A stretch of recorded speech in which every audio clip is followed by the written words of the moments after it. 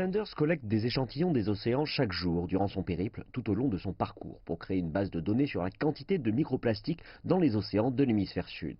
C'est une base dans des zones qui d'ordinaire ne sont pas soumises à enquête, et puis cela est transmis à des universités et analysé avec les filtres appropriés, toutes ces choses-là. Je pense qu'il y a une terrible quantité de plastique que l'on peut réutiliser, tout est en plastique.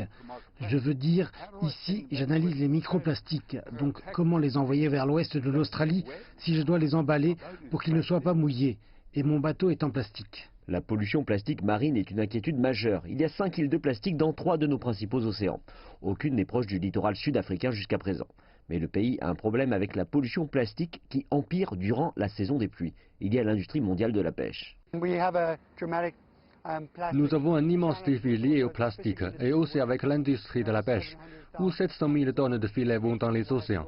Et tout ce qu'il reste de ces filets est de la pêche commerciale. Tout cela est un défi dramatique et une grande inquiétude pour notre vie marine. Alors que Sanders mène son enquête à la surface des océans, il pourrait y avoir un problème encore plus grand concernant la quantité de plastique qui repose au fond des océans et formant une partie de la vase. Peut-être que dans 100 millions d'années, tout l'océan ne sera que boue.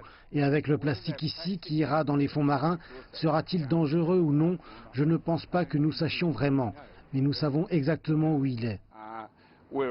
Les organisations ont pour objectif d'éliminer les plastiques à usage unique, mais davantage peut encore être fait. Et l'aspect éducatif est crucial.